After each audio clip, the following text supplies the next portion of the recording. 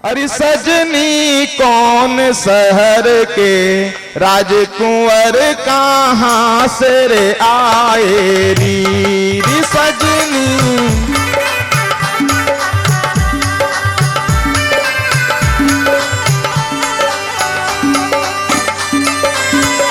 ताली बजाते हुए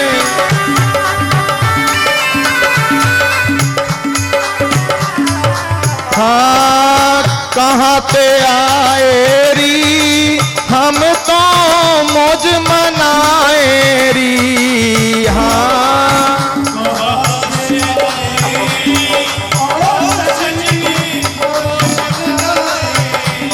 री सजनी कौन शहर के राजकुंवर कहाँ से रे आए री सजनी।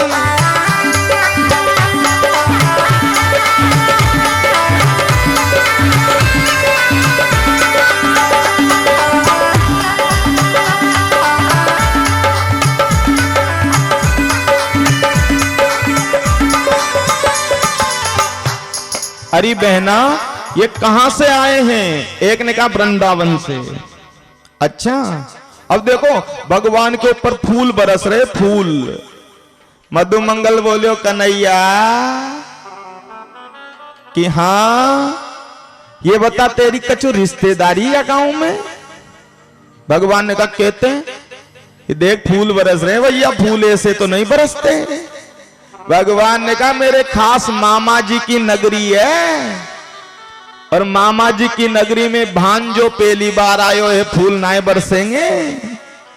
मधुमंगल बोलो बता कन्हैया कितनी गलत बात है।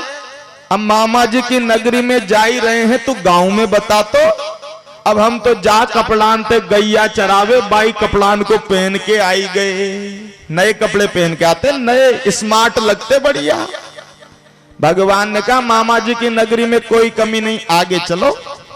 एक कंस का धोबी जा रहा था मूंछ पे ताऊ घुमाता हुआ। मालिक से ज्यादा अभिमान नौकर को होता है।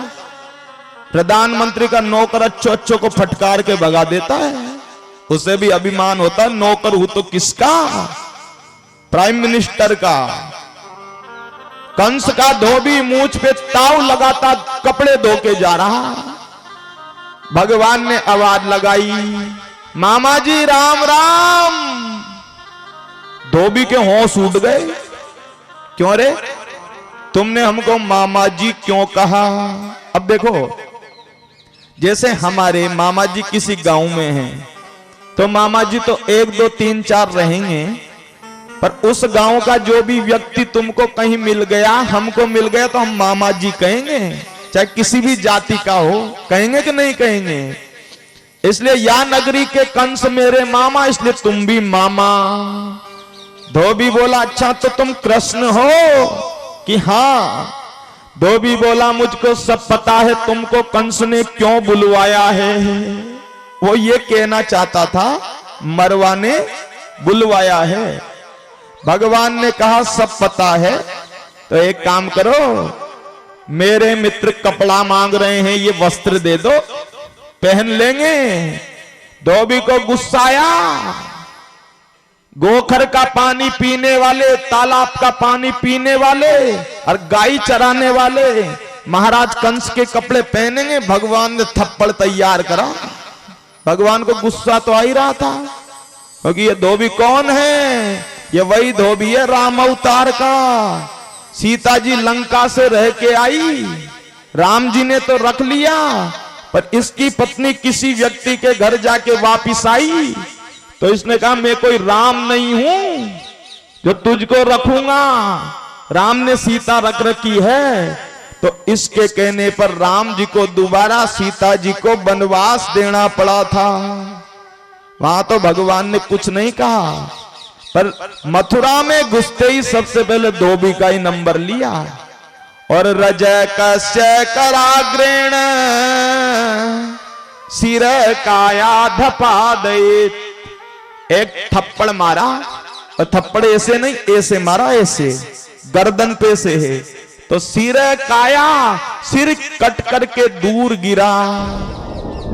अब बच्चों ने कपड़े पहने, कपड़े अब कन्हैया 11 वर्ष 52 दिन के, तो बच्चे कितने बड़े होंगे मित्र? एक कपड़े में 10 घुस गए, पर कपड़ा फिर भी बड़ा। कंस के कपड़े, कंस के कपड़े पहन लिए तो लटकने लगे, नीचे लटकने, बिना झाड़ू ही रास्ता साफ। एक बोला कन्हैया आनंद नहीं आयो भैया आनंद। भगवान ने कहा ऊंचे कर लो ऊंचे, तो कमर पे से ऊंचे कर लिए तो ऐसे लगे जैसे हैंगर से टांग दिए हो। ऊंचे कर करके चल रहे कपड़ों को। एक दर्जी ने देखा, दर्जी ने सोचा नई फैशन कहां से आ गई। ये दर्जी भी जनकपुरी का था पहले के जन्म में। राम जी का दुल्हा रूप में श्रृंगार देखा तो सोचा इनको तो अपने हाथों से कपड़े पहनाऊंगा। पर वहां तो राम राजा थे, पर भगवान ने कहा चिंता मत कर, तुमने आंगन नहीं बुहारा। भगवान तो मन की इच्छा पूरी करते हैं ना, हमारी इच्छा क्यों नहीं पूरी करते? क्योंकि गंदगी भरी पड़ी है। तुमने आंगन नहीं बुहारा, घर की सफाई करते हैं कि नहीं करते? और मन की कभी हृदय की। तुमने आंगन नहीं बुहारा, रे बिगड़े मन को नहीं सुधारा। और कैसे आएंगे रे भगवान, कैसे आएंगे भगवान, कैसे?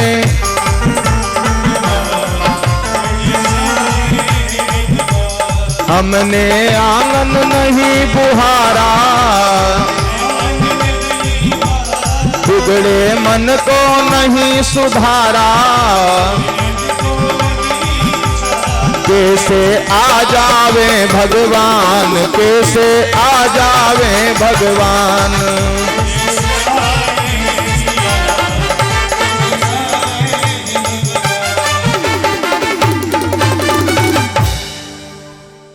उसकी मन की इच्छा थी जनकपुरी के दर्जी की। अब थोड़ी देर में रुक्मणी मंगल की ओर चलेंगे, चिंता मत करो। उसकी मन की इच्छा थी कि मेरे हाथों से कपड़े पहनाऊं। हमने कहा ना भगवान तो अंतर्यामी हैं, भगवान पहचान गए मन की भावना। चिंता मत कर, तुम्हारे हाथों से कपड़े जरूर पहनूंगा दर्जी। वही जनकपुरी का दर्जी मथुरा में दर्जी बन के आया और भगवान को देखा, कन्हैया को। आज कृष्ण के बलराम के सभी के सुंदर सुंदर कपड़े बना दिए, फिट कर दिए, फिट। अब देखो कन्हैया ने पूछा और बताओ क्या कमी है? जैसे जजमान हमसे पूछते हैं ना पंडित जी क्या कमी है बताओ, तो हम ऐसे कन्हैया पूछने लगे बताओ क्या कमी है। एक बोला भैया गले में माला और आ जाती, माला। वृंदावन वाले माला के बड़े शौकीन है। 10 रुपए की माला खरीदेंगे दुकान से और बिहारी जी को दिखाएंगे, जय हो बिहारी जी, और दिखा के वापस खुद के गले में डालेंगे। ठाकुर जी को नहीं पहनाते। सो महाराज माला और आ जाए गले में। तो भगवान एक माली के घर गए। क्या नाम था उस माली का? कि तत सुदाम्नो भवनम मालाकारस्य जगमतु। एक सुदामा नाम का माली था। देखो कन्हैया मथुरा गए तो कई लोगों ने बुलाया हमारे घर आना, हमारे घर आना। भगवान किसी के नहीं गए, सुदामा नाम के माली के बिना बुलाए चले गए। उसने बढ़िया माला पहनाई, बढ़िया। भगवान ने आशीर्वाद दिया। देखो ये माला आज हम खरीद के लाए दुकान से, तो हमको आज ही चढ़ानी पड़ेगी ठाकुर जी को। और हमारे पास रख ली तो कल यदि चढ़ाना चाहे तो बासी हो जाती है, फिर चढ़ा नहीं सकते। और माली चाहे 100 दिन पहले का फूल माला हमको दे दे, भगवान उसी दिन स्वीकार। ये गॉड गिफ्ट है भगवान का मालियों को। अब बोलो बच्चों क्या चाहिए? एक बच्चा बोला अब तो तिलक और लग जाए, तिलक। वृंदावन में देखा होगा ना आपने, हम तो ऐसा तिलक लगाते हैं, वो करते हैं लीपा पोती, माथे पे लगा देंगे, गालों पे लगा लेंगे, गलों में और लगा लेंगे। भगवान ने कहा आगे चलो, तो एक 3 जगह से टेढ़ी स्त्री जा रही थी। क्या नाम था उसका? दास्यास्म्यहं सुंदर कंस सम्मता त्रिवक्र नामायनुलेप कर्मणि। कंस की दासी 3 जगह से टेढ़ी थी, इसलिए कुब्जा कहते थे, पर नाम था शेरंध्री। क्या नाम था? शेरंध्री। अब देखो, सुनना इस बात को ध्यान से। सब तो कहते थे एक कुब्जा, एक कुबड़ी, पर भगवान ने कुब्जा नहीं कहा। भगवान ने आवाज लगाई, अरे सुंदरी। राम जी जब सबरी के यहां गए ना, तो गुरुजी ने सबरी से कहा था राम आएंगे। कब कहा? जब बाल काले थे, आंखों से दिखता था, चमड़ी जवान थी। और राम कब गए? जब आंखों से दिखना बंद हो गया, बाल सफेद हो गए, चमड़ी लटक गई। सोचो, सबरी एक दिन पहले भी आश्रम छोड़ के भाग जाती, गुरुजी ने झूठ बोल दिया, कोई राम वाम नहीं, तो राम दर्शन देते? कभी नहीं देते। पर उस बूढ़ी स्त्री सबरी से भगवान ने कहा भामिनी। भामिनी यानी सुंदरी। कह भामिनी सुनु केतिक बाता और मानहु एक भगति कर नाता। अरे भामिनी, चाहे स्त्री हो चाहे पुरुष हो, मुझे मतलब नहीं, मैं तो भक्ति का नाता मानता हूं। भक्ति कितनी अंदर है व्यक्ति के। देखो, फोटो 2 प्रकार के होते हैं। हमारे लिए हम देखते हैं सुंदरता, और भगवान ये नहीं देखते सुंदरता तो मन से कितना सुंदर हो, भगवान ये देखते हैं। जैसे आप सेल्फी, कैमरे भी 2 प्रकार के होते हैं। सेल्फी लो तो ये कैमरा केवल ऊपर की सुंदरता दिखा सकता है, इतने सुंदर, और मन में कितनी गड़बड़ ये दिखाएगा। मन में गड़बड़ मतलब किसी की नस कहां से ब्लॉक है, किसी की नस कहां से ब्लॉक है, ये कैमरा कभी भी नहीं बताएगा। उसके लिए क्या करवाना पड़ेगा? दूसरा वाला, एक दूसरा भी तो कैमरा होता है, उसको क्या बोलते हैं? CT scan. वो भी तो होता है। आपके ऊपर तुम गोरे हो या काले, उसे मतलब नहीं, आपके अंदर कहां बीमारी है वो वहां की बीमारी पकड़ेगी। ऐसे ही भगवान का कैमरा अंदर काम करता है, ऊपर से मतलब नहीं। ऊपर काले गोरे कैसे भी रहो, अंदर तुम कैसे हो, भगवान का कैमरा वहां फोकस मारता है। अंदर से निर्मल बनना चाहिए। कुबड़ी से कुब्जा से सुंदरी कहा, उसने तिलक लगाया, भगवान ने दोनों पांव पे पांव धरा, कमर पे हाथ लगाया, दाढ़ी पे हाथ लगाया, एक दिया झटका, कुब्जा हो गई बिल्कुल सूदी सटका, सुंदरी बन गई सुंदरी। बोलिए असुर निकंदन भगवान की। कुब्जा ने भगवान का पल्ला पकड़ लिया, गोविंद आपको मेरे घर चलना पड़ेगा। भगवान ने कहा चलूंगा, अभी नहीं, पहले कंस को मार दूं। भयंकर मल्ल युद्ध प्रारंभ हो गया। बड़े बड़े राजा, पहलवान सब आए हुए थे और धनुष रखा हुआ था। सब मल्ल युद्ध में सबाती बैठे हुए थे। भगवान गए, कूब लिया, पीड़ हाथी मारने आया। भगवान ने दोनों पांव पकड़ के उठा के महावत के ऊपर ही फेंक दिया। महावत मर गया, हाथी मर गया। एक चाणूर नाम का पहलवान लड़ने आया, भगवान ने चाणूर को मारा, बलराम जी ने मुष्टिक को मारा, और कन्हैया ने जाकर के कंस के बाल पकड़ लिए। क्या पकड़ लिए? कंस बोला छोड़, दर्द होता है। भगवान ने कहा उस दिन नहीं हुआ दर्द। कि किस दिन? जिस दिन तूने आकाशवाणी हुई 8वां गर्भ तुझे मारेगा, और मेरी मां देवकी और तेरी बहन को बाल पकड़ के रथ के नीचे उतार लिया। जाके पग नहीं फटी बिबाई, अरे सो क्या जाने पीर पराई। जिसके पांव की एड़ी कभी फटी नहीं, उसे क्या पता कितना दर्द होता है। भगवान ने कहा कंस आंखें फाड़ के मुझको देख, मैं ही हूं जो कुछ हूं। भगवान ने गीता जी में कहा ना, सर्वधर्मान परित्यज्य मामेकम शरणं व्रज। सबको छोड़ो, मेरी शरण में आओ। भगवान ने कंस को एक धक्का दिया, कंस धड़ाम से नीचे गिरा और भगवान अपने शरीर में पूरे त्रिलोकी का वजन ले गए। त्रिलोकी का यानी संसार में जितना वजन है, भगवान ने अपने शरीर में उतना वजन करके और कंस के ऊपर से भगवान गिर गए।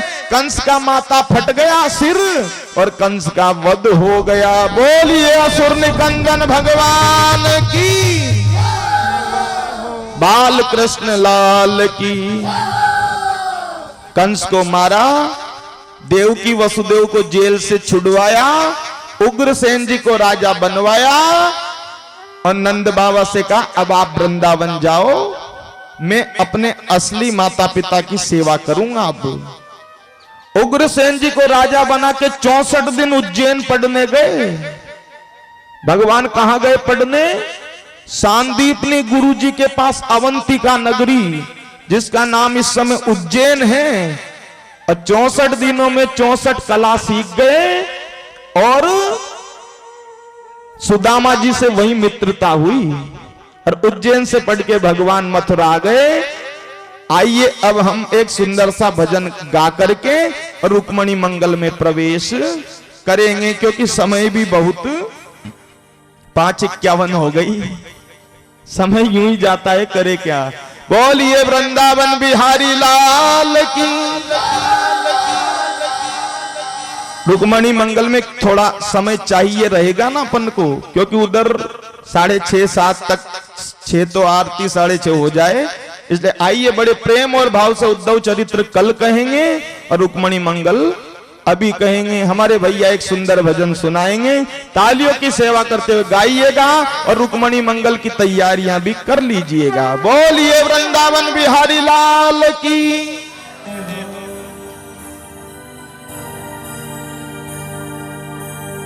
वो श्याम तेरी बंसी बजने लगी सारी सारी रात में तो जगने लगी। तेरी बांसुरी बजने लगी सारी सारी रात में तो जगने लगी। जय हो।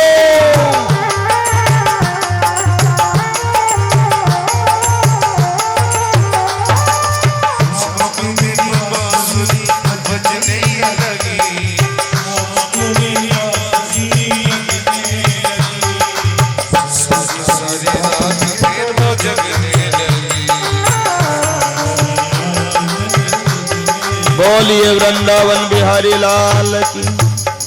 दूसरा गाएंगे, ठीक है ना। अरे मुझे ऐसी लगन तू लगा दे। हे ठाकुर जी, सब प्रार्थना कीजिए भगवान से। अरे मुझे ऐसी लगन तू लगा दे, मैं तेरे बिना पल न रहूं।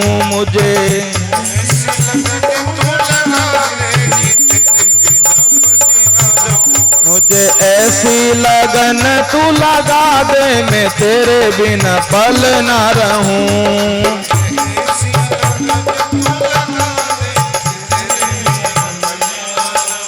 मैं तेरे बिना पल न रहूं।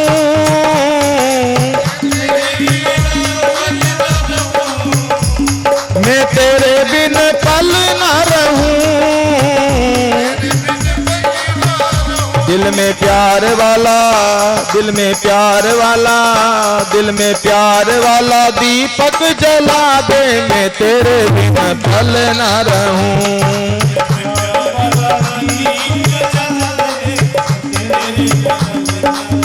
जय हो।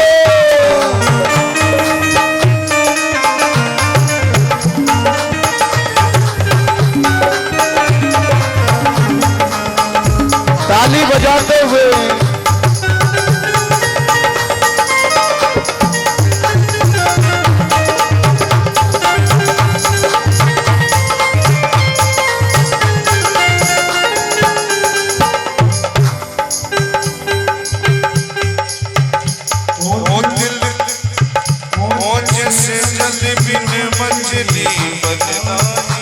जैसे जल बिन मछली पल ना जिए, जैसे जल बिन मछली पल ना जिए, पल ना जिए। ऐसे तड़पों में घड़ी घड़ी तेरे लिए, बजा प्रेम वाला, जय हो। प्रेम वाला ऐसा जगा दे कि दिल भले ना रहूं। प्रेम वाला ऐसा चखा दे मैं तेरे बिन पल ना रहूं। मुझे ऐसी लगन तू लगा दे तेरे बिन भले ना रहूं। ऐसी लगन तू लगा दे मैं तेरे बिन पल ना रहूं। जय हो।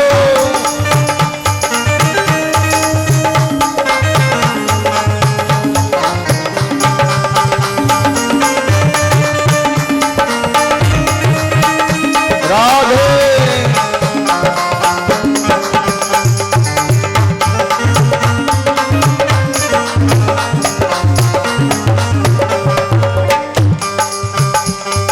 तेरे चरणों की धूल में मिल जाऊं,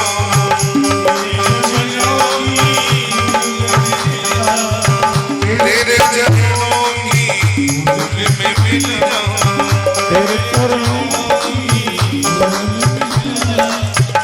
आशा यही है कहीं दूर ना जाऊं, आशा यही है कहीं दूर न जाऊं।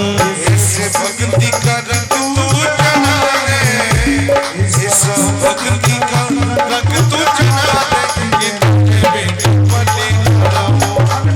प्यार वाला दीपक जला दे कि तेरे बिना भले ना रहूं, कि तेरे बिना भले ना रहूं, कि तेरे बिना भले ना। बोलिए वृंदावन बिहारी लाल की, राधा रमण सरकार की।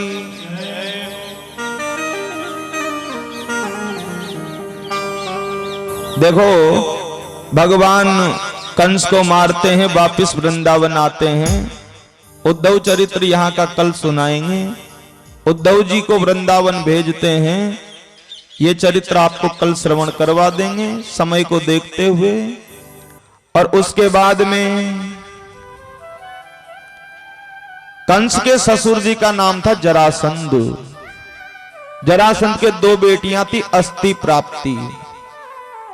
अस्ति प्राप्तिश्च कंसस्य महिष्य भरतर सब।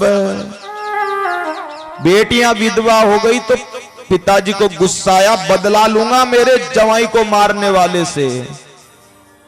कंस ने 23 अक्षौहिणी सेना लेकर के 17 बार जरासंध ने आक्रमण किया मथुरा पर। बलराम जी से कहा सेना को मैं मार रहा हूं, जरासंध को तुम छोड़ते जाओ। जरासंध को क्यों नहीं मारो? क्योंकि दुनिया के जितने राक्षस हैं ये सभी को लेकर के आ जाएगा यहां मरवाने के लिए, इकट्ठे करके। ये जितने गांजा पीते हैं ना, गांजा, इनको पूरे गांव वालों का पता होता है गांव में कितने पीते हैं, सबको पता होता है। एक फोन पे बुलवा लेते हैं, आजा यहां जमेगी आज की पार्टी। तो जितने दुष्ट हैं सबका पता है जरासंध को, सबका।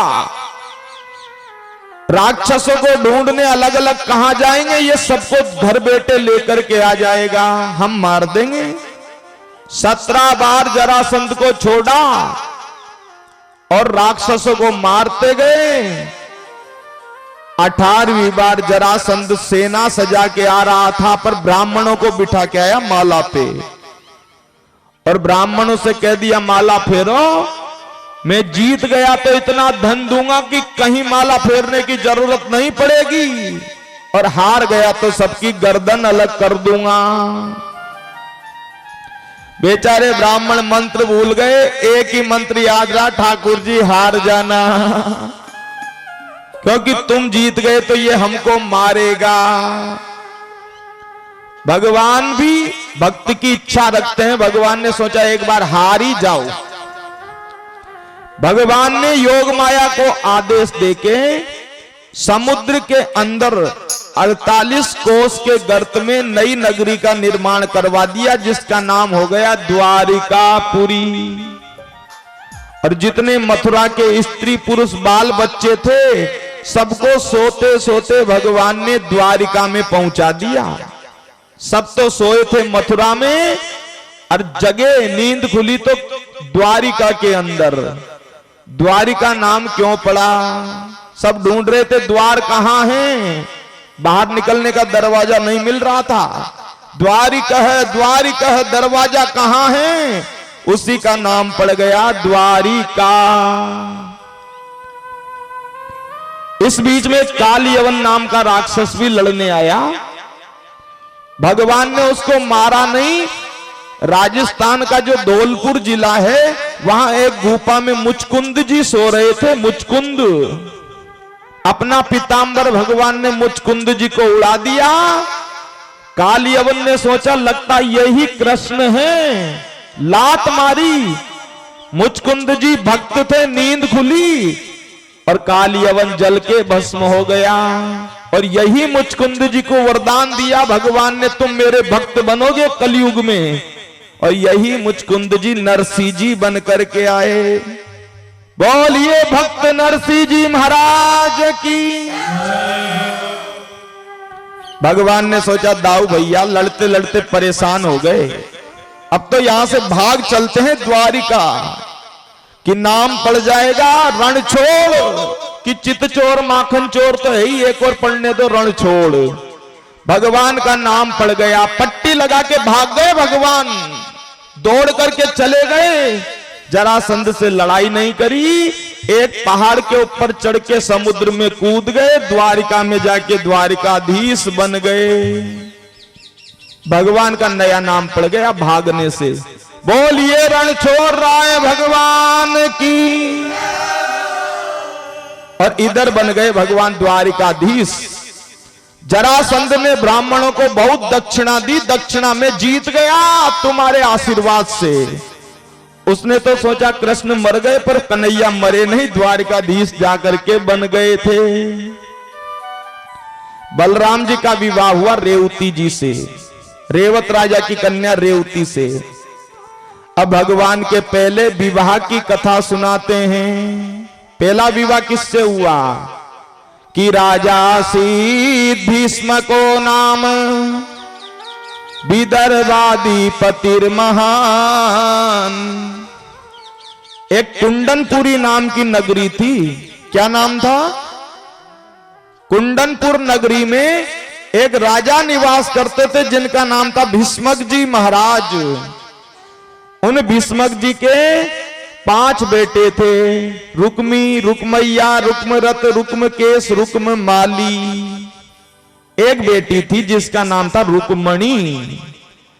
अब भीष्मक जी ने एक बार नारद जी गए, तो नारद जी से पूछा महाराज आपकी नजर में मेरी बेटी के लायक कोई बढ़िया सा लड़का है क्या?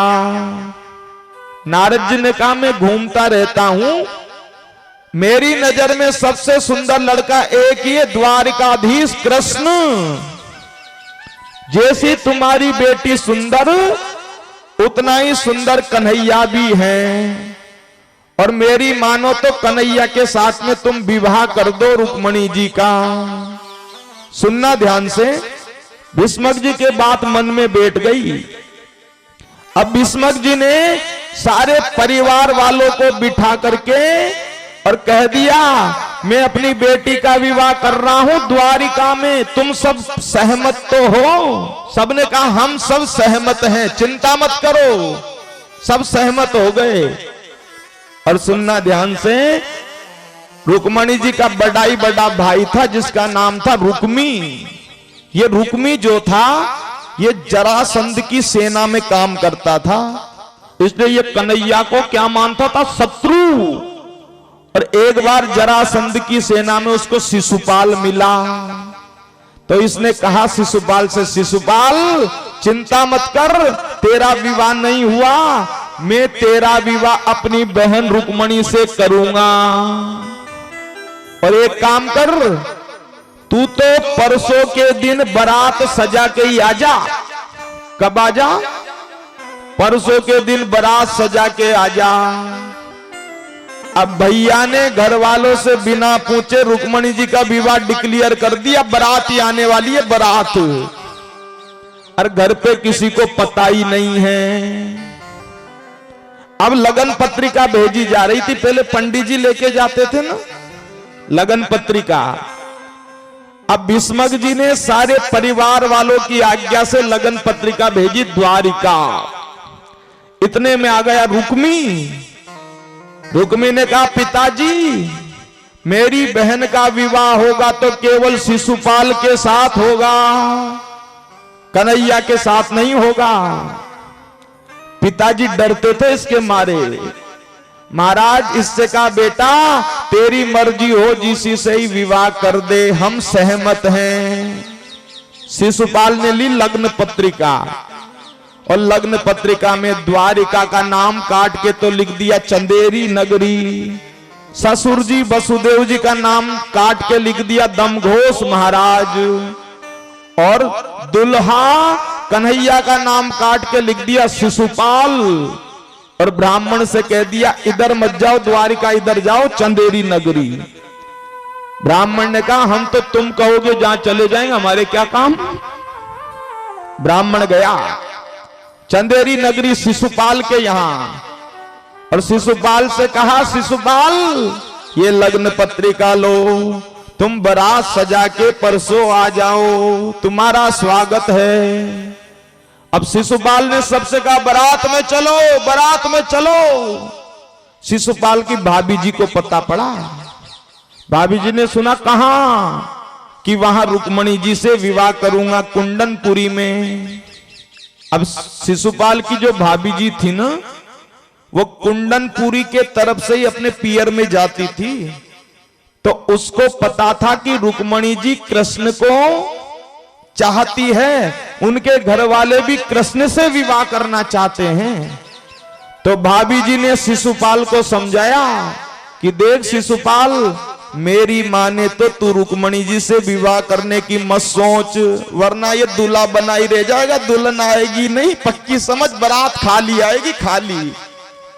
अरे भाभी कहे सुनो देवरिया, थे कुंदनपुर मत जाओ, और वाह रुक्मणी कृष्ण कंवर की थे ब्याहवन मत जाओ।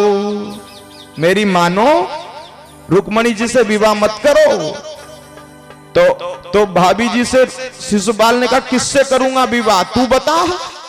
कि मेरी छोटी बहन लाडली अरबाने था से ब्याऊंगी। मेरे एक छोटी बहन और एक छोटी बहन। शिशुपाल बोला, रहने दे, तू ही तुमसे परेशान हो गए और दूसरी ओर ला एक ही घर में, रहने दे तू तो, मैं तो वहीं करूंगा विवाह। नहीं माना शिशुपाल और बारात सजा के कुंडनपुरी पहुंच गया। हल्ला मच गया, बारात आ गई, बारात आ गई, बारात आ गई। रुक्मणी जी के कान में पड़ा, हे भगवान बारात आ गई, अब मैं क्या करूं। तुरंत रुक्मणी जी ने एक ब्राह्मण देवता को बुलाया। अपनी मां से कहा, मां क्या करूं। मां ने कहा, बेटा ब्राह्मण को एक पत्र लिख, पत्र दे दे और द्वारिका भेज जल्दी से कि कन्हैया जल्दी आवे। रुक्मणी ने पत्र लिखा। ब्राह्मण पत्र लेके गया द्वारिका में और कन्हैया को पत्र दे करके, और ब्राह्मण पत्र सुना रहे हैं। पत्र में 7 श्लोक लिखे रुक्मणी जी ने। और क्या लिखा, रुक्मणी जी पत्र में लिख रही है कि श्रुत्वा गुणान भुवन सुंदर श्रणवतां ते, निर्विश्च कर्ण विवरैर्हरतोंग तापम। क्या लिखा कि कन्हैया मैंने तुमको देखा नहीं, श्रुत्वा यानी कान से सुना है बस। नारद जी सुनाते हैं कृष्ण ऐसे, कृष्ण ऐसे, सुन सुन के मेरे हृदय में आपकी मूर्ति बन गई। ऐसा मत समझना मैं ही चाहती हूं, मेरे पिताजी माताजी 4 भाई पूरा परिवार आपसे विवाह करना चाहता है, पर मेरा भाई रुक्मी नहीं मान रहा है। भगवान ने सोचा तो मैं क्या करूं कि आप बारात सजा के आओ, ऐसा नहीं कहती, आप अकेले आओ और मेरा हरण करके ले जाओ, बाद में मेरे पिताजी कर देंगे विवाह आपसे, पर इस समय ले जाओ मुझे, इस समय यहां से। भगवान ने कहा मैं आऊंगा, तुम्हें जबरदस्ती घर से ले जाऊंगा, तेरा भाई आएगा, और तेरा भाई आएगा तो हो सकता है लड़ाई हो जाए तो तेरा भाई मर जाए। नहीं नहीं, लड़ाई नहीं करनी, तो क्या करूंगा? रुक्मणी जी पत्र में लिख रही है, अंतः पुरांतर चरिम अनिहत्य बंधु। महाराज हमारी कुल रीति है, तेल चढ़ने से पहले, विवाह से पहले कन्या गिरजा पूजन करने जाती है, पार्वती जी का पूजन करने। सीता जी भी गई थी ना, वहीं बगीचे में राम का दर्शन हुआ था। मैं भी जाऊंगी, आप मंदिर पे मिल जाना, मेरा हरण करके ले जाना। रुक्मणी जी ने लिख दिया पत्र में, ऐसा नहीं हो जाए शेर के भाग को सियार लेके भाग जाए। शेर कौन? आप। सियार कौन? शिशुपाल। और भाग कौन? मैं मर जाऊंगी, 7 जन्म लेने को तैयार हूं, पर विवाह करूंगी तो केवल और केवल आपसे। गुजरात में द्वारिका है ना, आज भी भगवान को जगाया जाता है तो यही 7 श्लोक सुनाते हैं जगते ही। रुक्मणी जी के 7 श्लोक। भगवान रथ में बैठ करके आ गए द्वारिका। अब रुक्मणी जी सोच रही है, भगवान बारात आ गई, शिशुपाल आ गया बारात लेके, अभी तक कन्हैया नहीं आए। और उसी समय बायांग फड़का रुक्मणी जी का, दुर्भगाया न में धाता मामुकुलो महेश्वर। बायांग फड़का।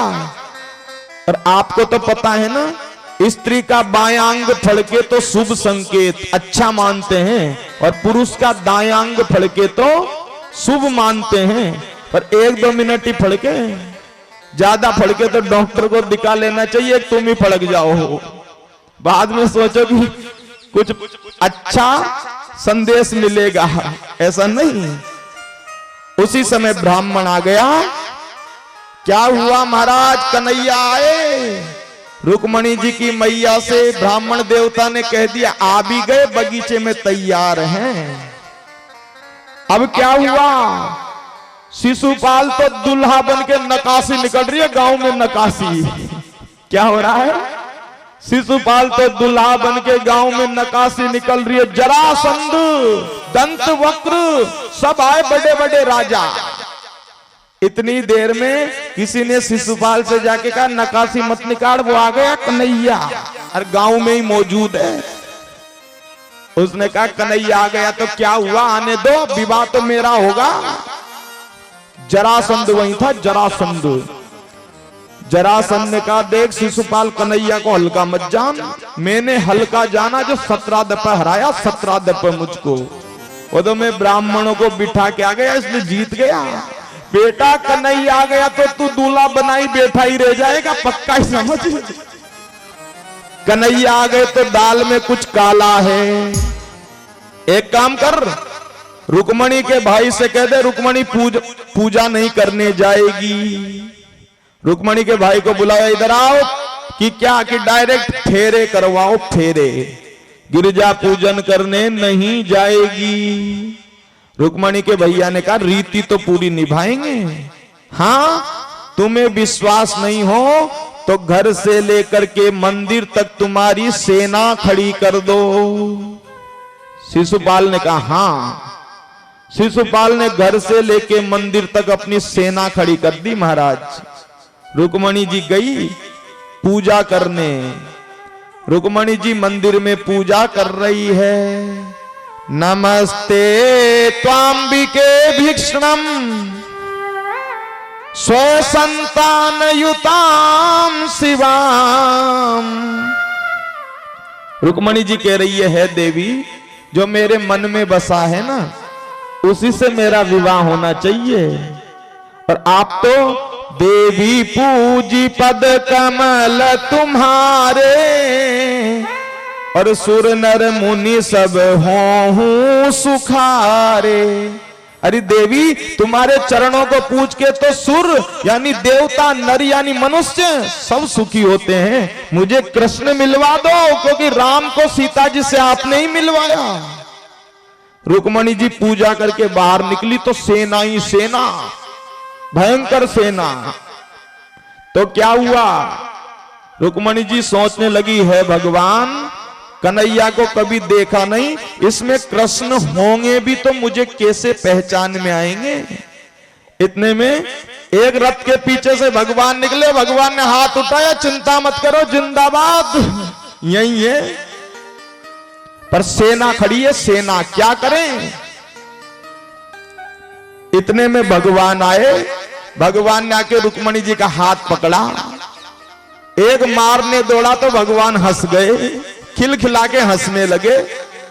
तो गीता जी में भगवान की हंसी को ही माया कहा है। माया किसको कहा है? हंसी को। भगवान हंस जाए तो दुष्ट भी मारना भूल जाए। भगवान जैसे ही हंसे, एक बोला वाह वाह वाह, हंसता कितना सुंदर है, कितना, एक बार और हंसो कन्हैया। भगवान ने कहा एक बार नहीं 100 बार हंस जाएंगे, हंसने में क्या। भगवान ने रुक्मणी जी को गोद में उठाया, रथ में बिठा दिया। रथ में एक ने कहा वाह, जोड़ी कितनी सुंदर है, जोड़ी वाह।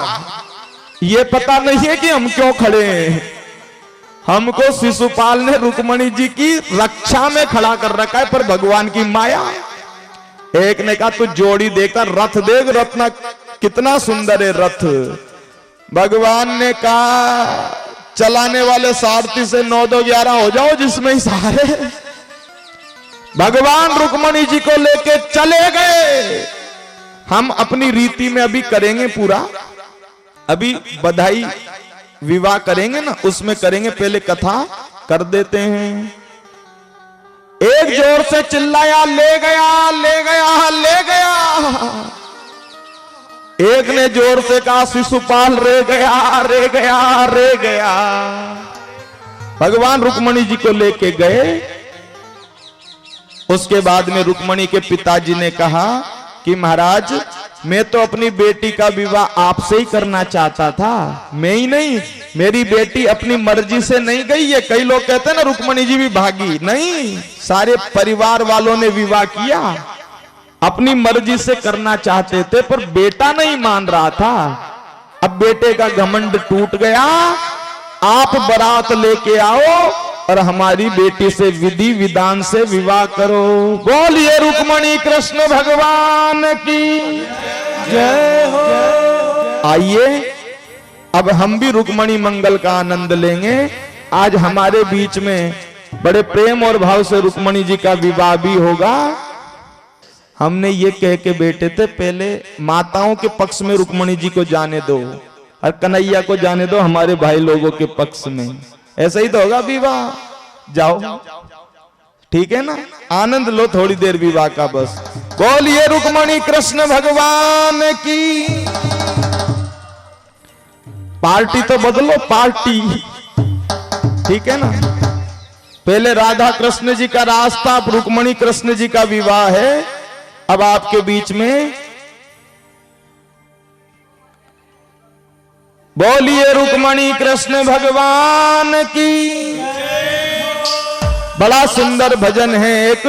रुक्मणी जी भगवान बारात सजा के आ गए और रुक्मणी जी अपने अंग अंग में, अपने मन में कन्हैया का ध्यान कर रही है और मेहंदी लगवा रही है और अपनी सखियों से बड़ा सुंदर कह रही है, सखियों आज मेरा विवाह है, कुछ मेहंदी तो लगाओ। सभी सखियां प्रेम और भाव से कह रही है, आइए हम भी अपने मन के भाव से रुक्मणी जी को मेहंदी लगाएं। मेरी सखियों मुझे मेहंदी लगा दो, मेहंदी लगा दो मुझे, ऐसी सजा दो अरे मुझे श्याम सुंदर की दुल्हन बना दो, मुझे श्याम सुंदर की ओ मेरी सखी मुझे मेहंदी लगा दो,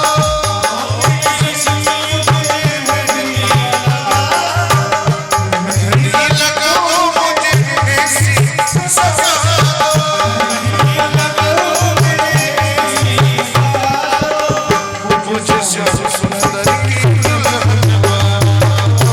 मुझे श्याम सुंदर की दुल्हन बना दो।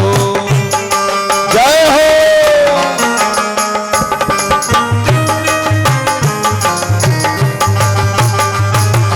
ताली बजाते हुए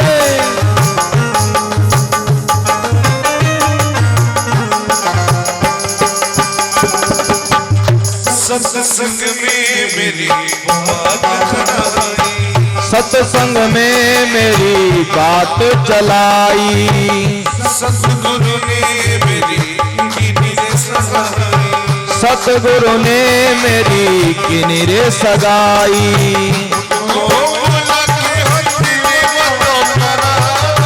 उनको बुला के हथ लेवा तो करा दो,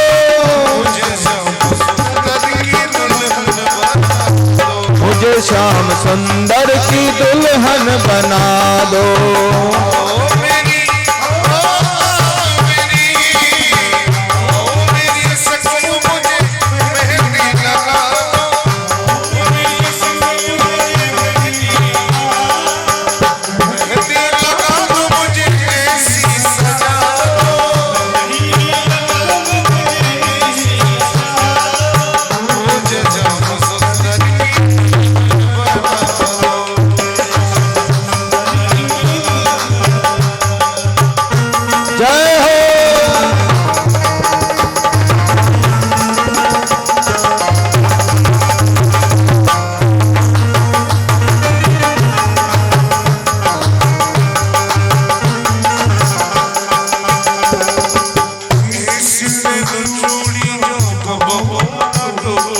ऐसी पहनो चूड़ी जो कबहू न टूटे, ऐसी पहनो चूड़ी जो कबहू न टूटे,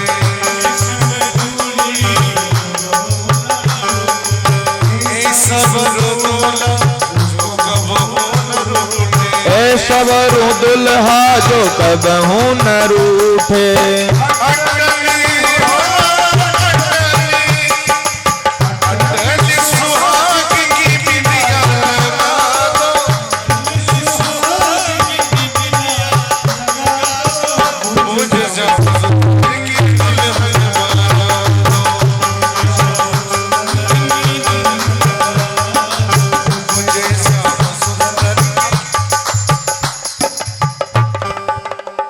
अब क्या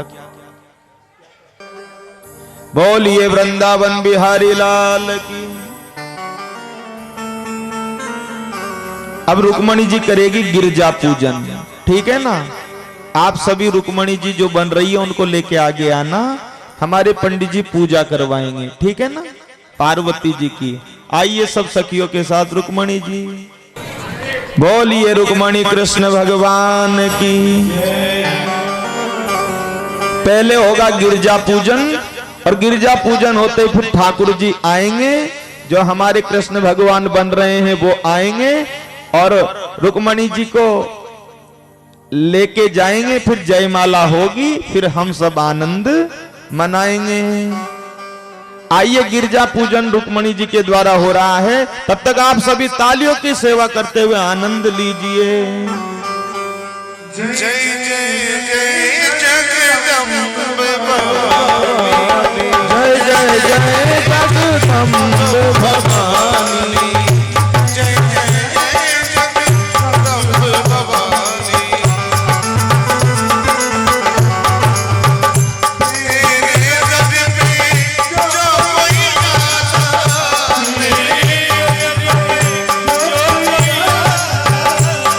तेरे दर पे जो कोई आता, तेरे दर पर जो कोई आता, उसके सारी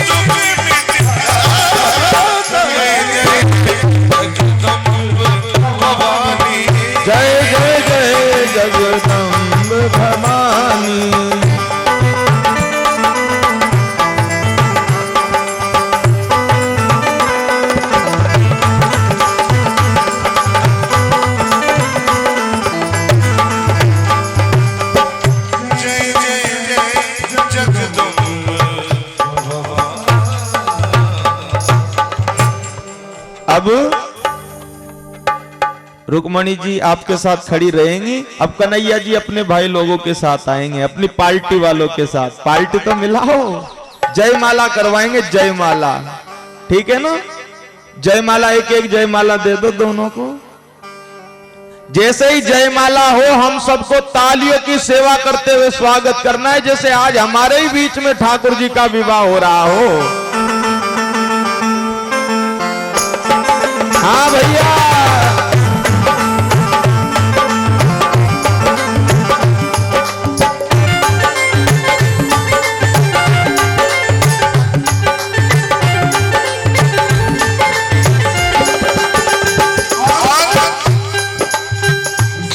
सजाया श्याम तुमको किसने सजाया, किसने सजाया श्याम तुमको किसने सजाया, किसने सजाया श्याम तुमको किसने सजाया। वो बड़ा प्यारा लागे, बड़ा सुंदर लागे, वो बड़ा प्यारा लागे, बड़ा सुंदर लागे। किसने सजाया श्याम तुमको किसने सजाया, किसने सजाया श्याम तुमको किसने सजाया।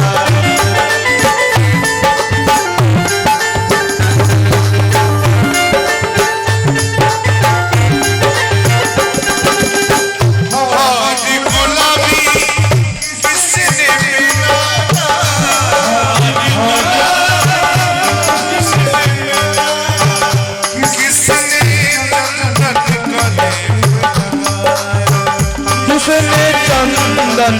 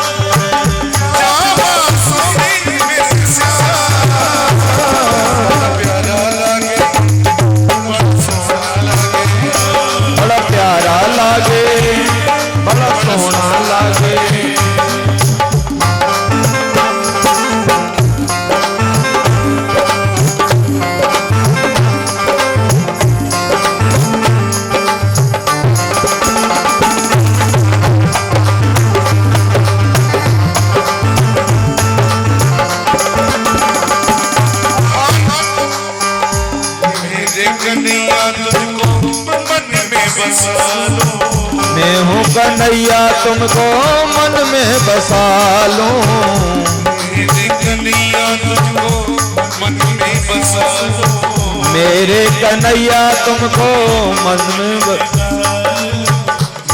प्यारी छवि को मन में छुपा लो, मेरी प्यारी छवि को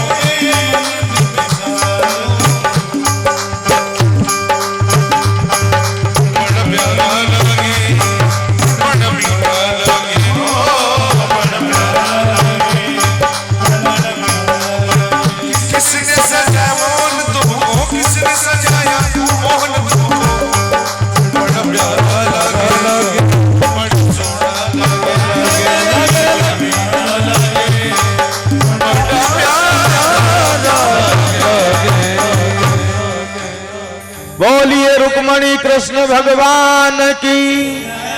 स्वस्ति न इंद्रो वृद्धश्रिवाः स्वस्ति नः पूषा विश्ववेदाः स्वस्ति नस्तार्क्ष्यो अरिष्टनेमिः स्वस्ति नो बृहस्पतिर्दधातु। महाराज, शुभ समय में भगवान जो हैं उनके चरण भीष्मक जी महाराज ने धोए थे, और भीष्मक जी ने धो करके अपनी बेटी रुक्मणी जी का हाथ पकड़ करके भगवान कृष्ण के हाथ में दिया था। भगवान ने कन्यादान भगवान को भीष्मक जी ने किया था, और आपके बीच में भी रुक्मणी और भगवान कृष्ण जी जो हैं वो विराजमान रहेंगे। यहाँ अरे जवाब नहीं रे, जवाब नहीं, दूल्हा बने नंदला, जोड़ी का जवाब नहीं। देखो बने नंदला, जोड़ी का जवाब नहीं।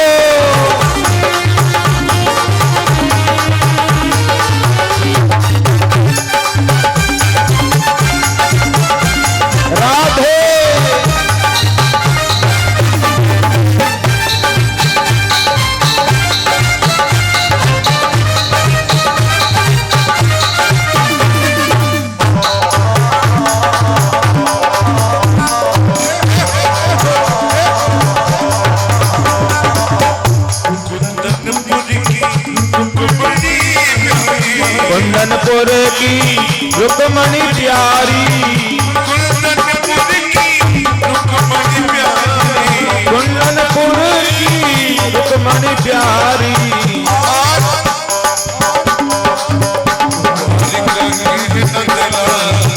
जोड़ी का जवाब नहीं, जोड़ी का जवाब नहीं।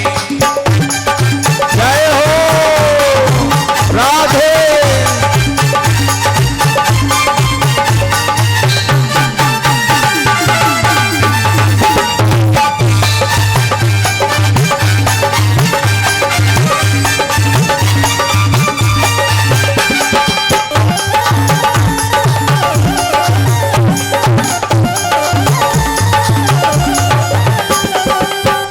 भोली भाली रुक्मणी प्यारी, भोली भाली, अरे भोली भाली रुक्मणी प्यारी, भोली भाली रुक्मणी प्यारी। कट है मोबाइल, कट है मोबाइल, जोड़ी का जवाब नहीं,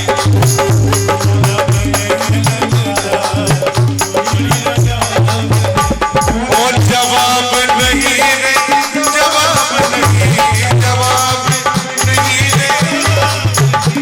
देखो दुल्हन बने नंदेला, जोड़ी का जवाब नहीं। देखो दुल्हा बने हैं नंदलाल, जोड़ी का जवाब नहीं। जय हो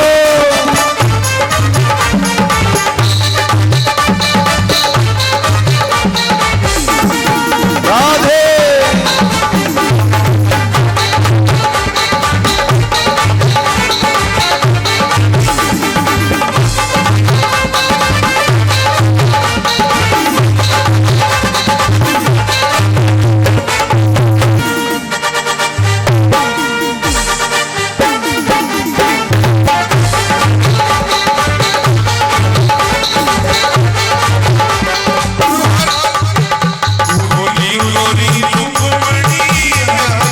गोरी गोरी रुक्मणी प्यारी, गौरी गौरी रुक्मणी प्यारी, गोरी गोरी रुक्मणी प्यारी। और मेरे श्याम श्याम बरने नंदलाल, श्याम बरने नंदलाल, जोड़ी का जवाब नहीं। श्याम जोड़ी का जवाब नहीं। जय हो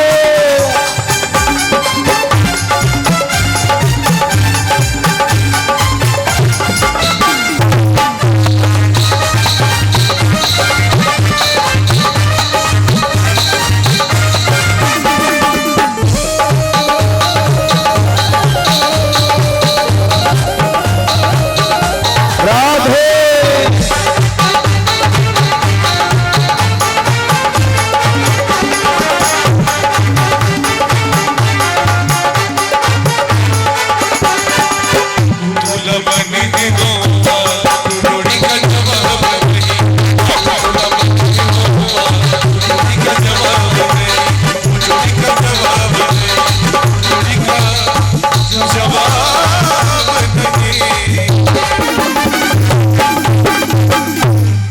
बोलिए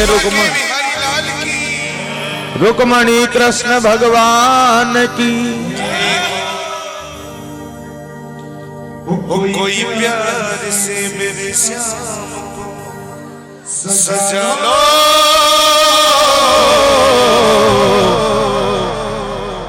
गजब हो जाएगा।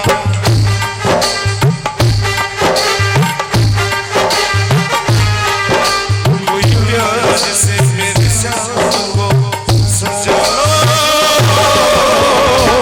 गजब हो जाएगा। जय हो हो जाएगा, गजब हो जाएगा, गजब हो जाएगा, गजब हो जाएगा। कोई प्यार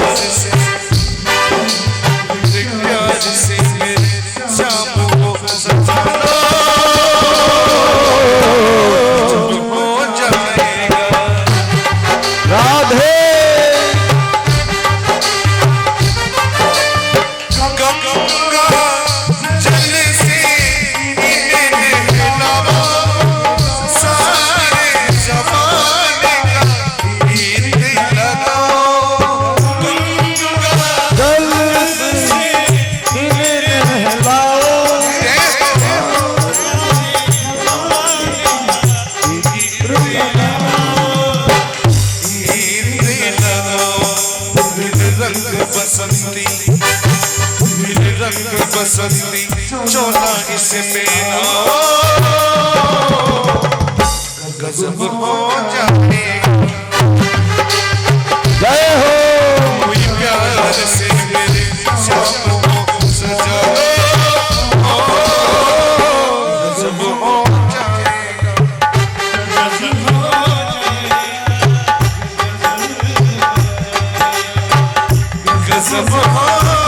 जाएगा। गजब हो जाएगा। कोई प्यार से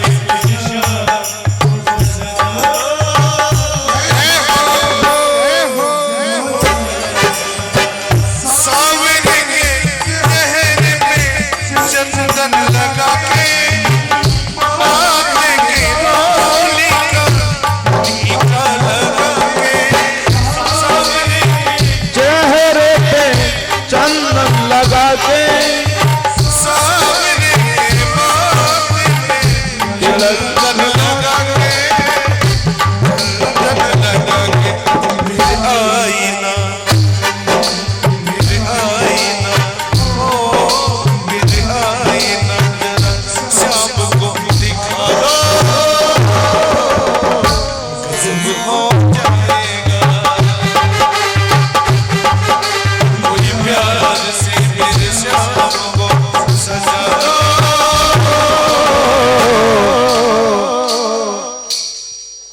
गजब हो जाएगा। गजब हो जाएगा। गजब हो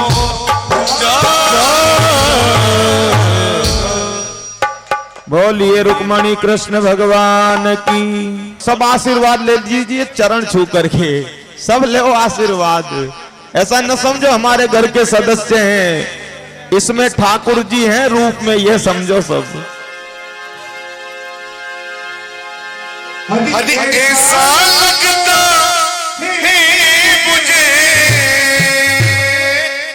आइए भगवान की शाम की शादी में सभी नाचते गाते और झूमते हैं। अरे ऐसा लगता है मुझे संसार की शादी है।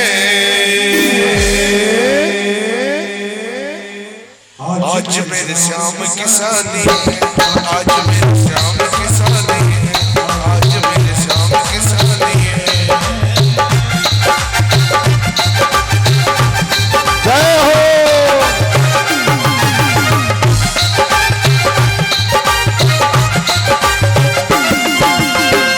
ऐसा लगता है मुझे, ऐसा लगता है मुझे संसार की शादी है। आज मेरे श्याम की शादी है। आज मेरे श्याम की शादी है।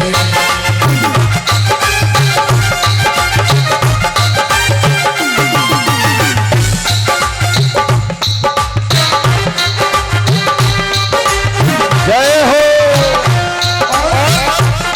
बनिए कैसी जोड़ी कृष्ण संग रुक्मणी गोरी। बनिए कैसी जोड़ी श्याम संग रुक्मणी गोरी। खुशी से नाच रहे हैं मिला सजनी को साजन। खुशी से नाच रहे हैं मिला सजनी को साजन। ऐसा लगता है मुझे, ऐसा लगता है मुझे ब्रह्मांड की शादी है आज मेरे शाम की शादी। आज मेरे शाम की शादी है। आज मेरे शाम की शादी है।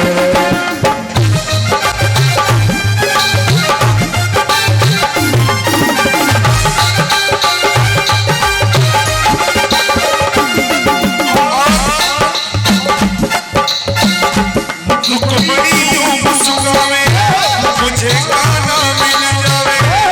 रुक्मणी यूं मुस्कुरावे मुझे गाना मिल जावे। मेरी यही तमन्ना पूरी हुई मेरी तमन्ना।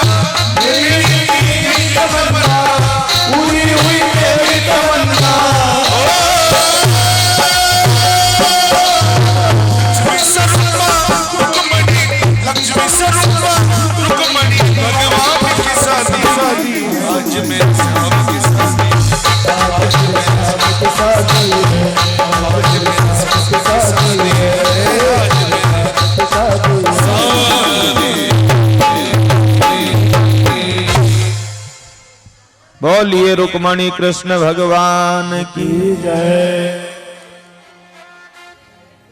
कल की कथा में भगवान के 16,108 विवाह की कथा होगी। प्रमुख रूप से 8 विवाह और उसके बाद में भगवान के कैसे प्रथम पुत्र प्रद्युम्न जी हुए, उनका विवाह कैसे हुआ, अनिरुद्ध जी का विवाह कैसे हुआ, और इन सब कथाओं को करते हुए राजा नृग की कथा और पौंड्रक राजा की कथा इत्यादि कथाओं को करते हुए श्री सुदामा जी महाराज का पावन चरित्र कल की कथा में श्रवण करवाया जाएगा। कैसे भगवान ने पांडवों से, भीम से जरासंध को मरवाया और कैसे राजसु यज्ञ श्री युधिष्ठिर जी महाराज ने किया, इत्यादि कथाओं को करते करते कल की कथा में संपूर्णता की ओर जाएंगे। बोलिए वृंदावन बिहारी लाल की जय हो।